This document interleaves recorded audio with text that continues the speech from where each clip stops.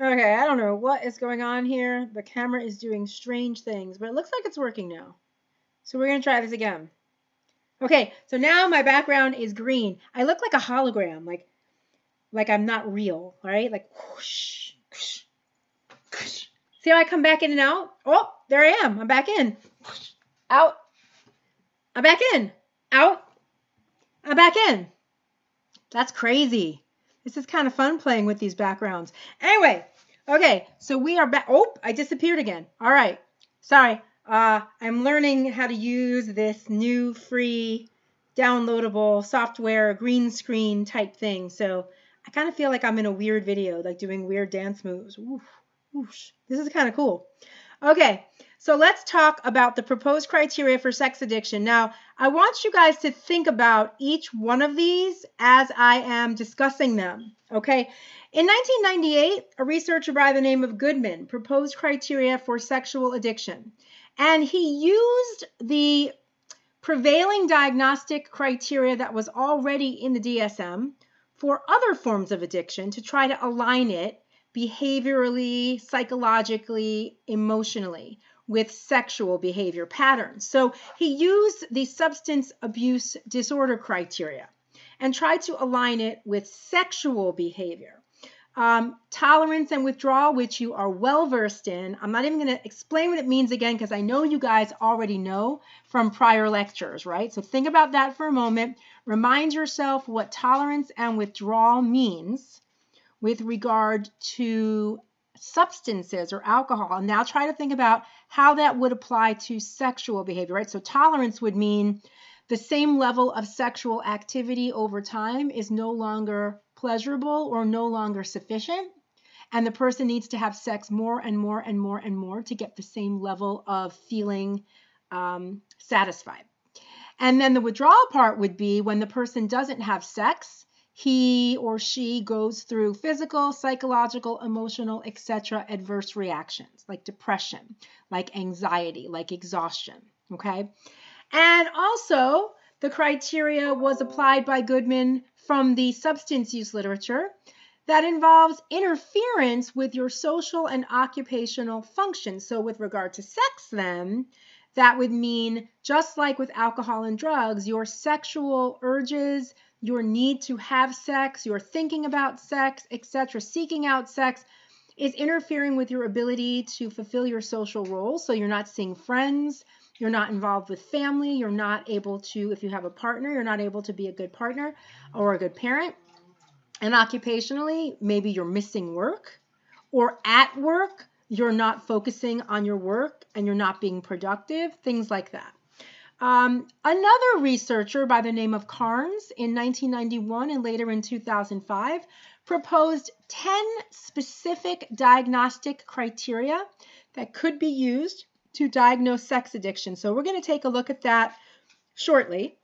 And this particular researcher accumulated data on more than 1,600 cases of individuals that clinicians referred to as having a sexual addictive disorder. In 2010, Kafka wrote on behalf of the Sexual and Gender Identity Disorder Work Group. Now, there were different work groups when DSM-5 was being conceptualized for the specific disorders that had been under what were called under consideration in DSM-4 to determine if they were to add those under consideration disorders to the new DSM, what would be the diagnostic criteria. There was a task force for this purpose for sexual and gender identity disorder, a work group. They proposed the diagnosis of what I mentioned earlier be called hypersexual disorder, and they wanted that to be a part of the new DSM-5 when it came out in 2013. Kafka's diagnosis did not require dependence, tolerance, and withdrawal. Okay, so you may remember when I talked about substance addiction, I said that in the old DSM, DSM-4, tolerance and withdrawal differentiated between less severe and more severe forms of addiction. So there used to be substance abuse and substance dependence. And the main difference between the two, separating the severity of the two diagnoses back then, was the presence of tolerance and withdrawal, which indicated physical dependency on substances or alcohol. They took that out remember, in DSM-5, and now there's just the same criteria, 11 criteria, that can be applied at the mild, moderate, and severe level. Similarly, Kafka's diagnosis of what he referred to as hypersexual disorder or sex addiction did not require that dependence, tolerance, and withdrawal be present, but rather incorporated what he believed to be other critical core aspects of an addictive process, like unsuccessful efforts to cut down, like greater use than intended, like serious social and occupational consequences. And he applied this previously used criteria for substance and alcohol addiction specifically to sexual behavior. So I want to move on to slide number 6 so we can talk about the specific criteria that was proposed, and also slide number 7, because I want to go through with you, and slide number 8, the different criteria that were proposed by these 3 different researchers for inclusion in DSM-5 to try to come up with some list of criteria that all clinicians could use to say, does this person have hypersexual disorder or sex addiction or not? So I want us to take a look at these, and then I want you to take a moment afterwards to see the similarities and differences both across the different proposed criteria for hypersexual disorder and the similarities and differences between the proposed criteria for hypersexual disorder and the proposed criteria that ultimately did get into the DSM-5 for substance use disorder, and the similarities and differences and what problems you see in applying these criteria to sexual behavior as compared to, say, alcohol and drug use. So let's go through these, slides 6, 7, and 8. Slide number 6, a maladaptive pattern of sexual behavior leading to clinically significant impairment or distress as manifested by 3 minimally or more of the following occurring anytime in the same year, same 12-month period, very much like substance use disorders in a year, same thing here. Tolerance as defined by either of the following: a need for a markedly increased amount or intensity of sexual behavior to achieve the desired effect. B, could be this one instead, markedly diminished effect with continued sexual involvement. So continued sexual behavior at the same level of intensity. So you're seeing that definition of tolerance that we spent a lot of time on with regard to substance use. We're now seeing it in an attempt to be applied to sexual behavior. Now I want you to think about that though. Does it make sense to you to use something like tolerance to apply to a natural behavior like sex and call that excessive? Withdrawal processes manifested by one of the following, either of the following: A, a characteristic physiological withdrawal syndrome of physiologically described changes and or psychologically described changes when the person discontinues the sexual behavior. So by that they mean things like either fatigue, headaches, any number of pain when they stop having sex, or psychological withdrawal symptoms like depression, like anxiety, like irritability, things of that nature. B, is another way that withdrawal symptoms can be demonstrated here, would be the same or a closely related sexual behavior is engaged in to relieve or avoid the withdrawal symptoms. So for example, the person starts engaging in what would be considered chronic or excessive masturbation if they can't have sex with another person, because the only way to alleviate their physical or psychological withdrawal symptoms from not having sex is to have sex in some form, even if it's masturbatory. Now, again, I want you to ask yourself, are you comfortable saying to yourself and accepting that excessive drive for sexual need or excessive sexual need is a disorder or a problem as per this tolerance and withdrawal criteria? Number 3 in this proposed criteria, the sexual behavior is often engaged in for a longer period in greater quantity or at a higher level of intensity than the person intended, which you can see the parallels between this criteria and the substance use criteria that we discussed at length in a previous lecture. Number 4, there is a persistent desire or unsuccessful efforts to cut down or control the sexual behavior. Again, you can see the parallel here between what we talked about for substance use disorders and what's being proposed here for sexual behavior as hypersexual or addictive. Number 5, a great deal of time is spent in activities necessary to prepare for the sexual behavior, to engage in the sexual behavior, or to recover from its effects. This is meant to be a parallel again to the substance use disorder criteria, where when the person's not using, they're spending a lot of their time or most of their time figuring out how to access their drug of choice, or they're spending a great deal of time using the drug of choice or recovering with hangovers and so forth, or crashing from the drug of choice. Same thing here as applied to sexual behavior. The person is spending most of his or her time thinking about when they're going to have sex next, how to find another partner, how to have sex again, or they're engaging in sex instead of taking care of their financial responsibilities like paying bills or going to work or taking care of their kids, or they're spending excessive time recovering from excess sexual activity. Maybe, for example, physically. They've had so much sex that they're actually causing themselves pain, or fatigue because they're not sleeping at night because they're having sex instead. Number 6, important social, occupational, or recreational activities are given up or reduced because of the sexual behavior. This is again a parallel to what we discussed with the substance use disorder criteria in the DSM as applied to sex. You are not seeing friends, you're not seeing family, you're not going out and doing things, you're not attending to your work responsibilities, you're not involved in recreational activities like you used to be, like maybe you're not going to the gym like you used to, all because of the sexual behavior that has taken over your life. And finally, 7, the sexual behavior continues despite knowledge of having a persistent or recurrent physical or psychological problem that is likely to have been caused or exacerbated by your behavior. So same as drug use criteria, the person continues to use the drugs and or alcohol even though they're having constant repercussions from doing so, like they've lost jobs and they still keep using, they've lost relationships, they still keep using, they have physical problems as a result of their use, but they still keep using. Same thing here. The person continues with the excessive sexual behavior despite having physical and or psychological problems as a result of the constant sexual activity. So I want you to think about that.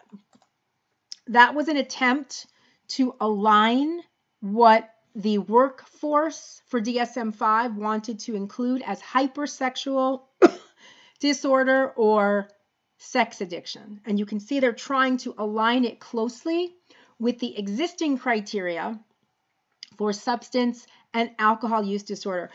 If you look at slide number 7, here's another set of criteria proposed by members of the work group.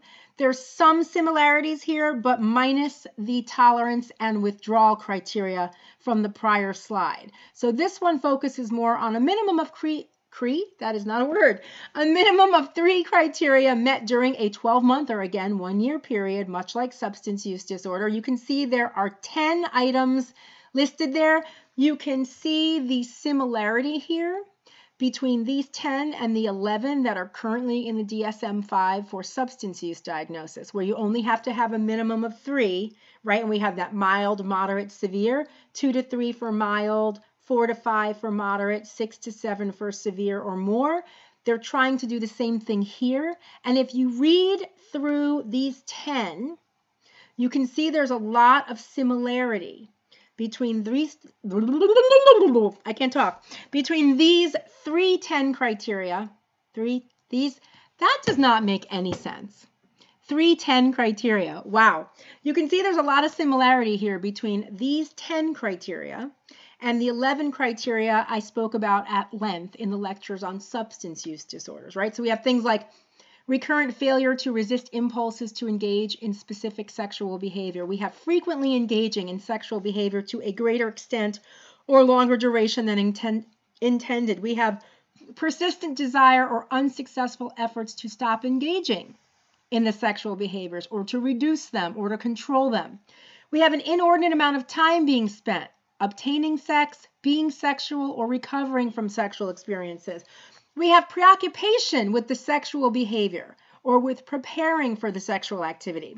We have frequently engaging in the sexual behavior when you are supposed to be fulfilling other life roles, like your job, like your schoolwork, like your family obligations, like your social obligations.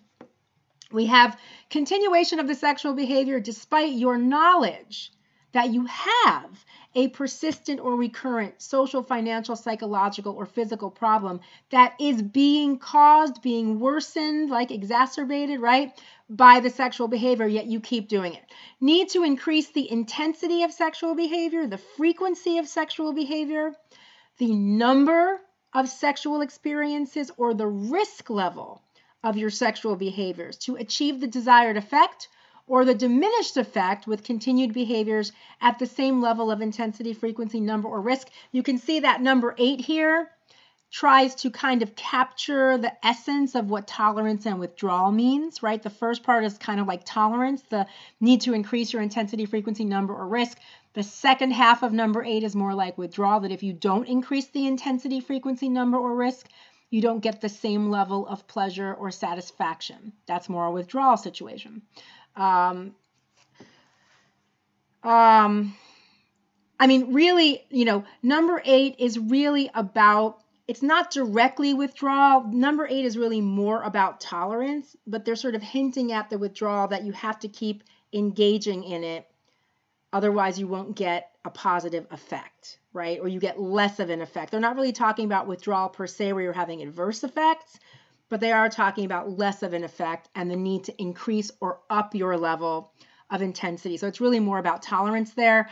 10 is really more about withdrawal, distress, anxiety, restlessness, or irritability if the person is unable to engage in the behaviors. Number 10 is really more of the withdrawal aspect, the withdrawal parallel to substance use disorders. If the person doesn't have sex, they become distressed, they become anxious, they become restless, they become irritable. Number 9, the person gives up or limits his or her social, occupational, or recreational activities because of sex. So they're so focused on having sex, thinking about sex, recovering from sex, that they're really not engaged in anything else in their life that they should be engaged in.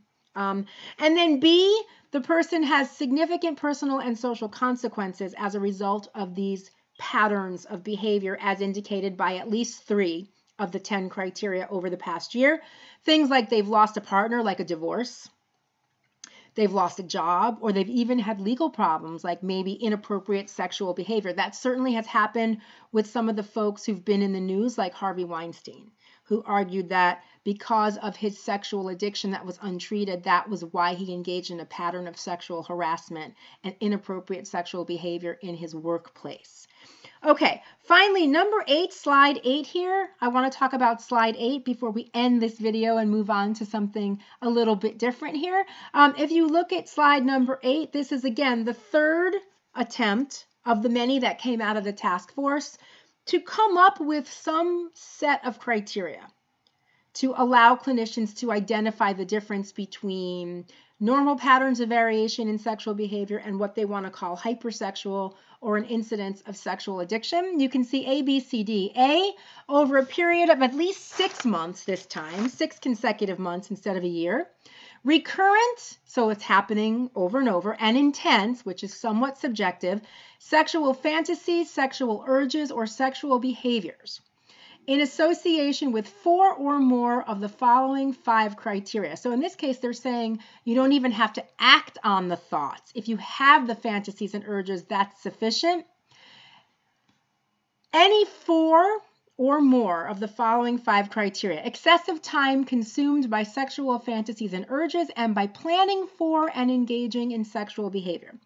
Repetitively engaging in these sexual fantasies, urges, and behavior in response to dysphoric mood states. So in other words, they're saying the person is using sexual fantasies or sexual behavior to self-medicate depression, anxiety, anger, boredom, just like people use drugs and alcohol to self-medicate emotional states. Number 3, repetitively engaging in sexual fantasies, urges, or behaviors in response to stressful life events. Now, I want to ask you if you think using sex to enhance your mood state or reduce stress is something you would consider to be clinically problematic in the way you would consider the use of drugs and alcohol in that way to be clinically problematic. I want you to think about that one because that's raised a lot of controversy. Number 4, repetitive but unsuccessful efforts to control or significantly reduce These sexual fantasies, urges, and behavior. So again, we're getting at the control issue. Just like with alcohol and drugs, people try to cut down, but they seem to not have control over that behavior. Same thing here with sex. And number 5, repetitively engaging in sexual behaviors while disregarding the risk for physical or emotional harm to self or others. So this could mean a number of things. You continue to be promiscuous, which puts yourself at physical risk for disease. You use people for sex and manipulate them emotionally because you need sex and you hurt them, that kind of stuff. B, there is clinically significant personal distress or impairment in social, occupational, or other important areas of functioning associated with the frequency and intensity of sexual fantasies, urges, and behaviors. So here they're talking about either the person is very upset, subjectively upset and uncomfortable and tortured by these 5 or 4 or more of the criteria that are listed in Part A, or even if they aren't subjectively bothered by it, it is clearly creating impairment in their functional roles in society, whether it's at work, whether it's at home, whether it's in their social relationships. They're not able to fulfill life roles as a result of these sexually problematic behaviors and experiences. C, these sexual fantasies, urges, and behaviors are not due to the direct physiological effects of exogenous substances like drugs of abuse or medications, or for people who have bipolar disorder, manic episodes.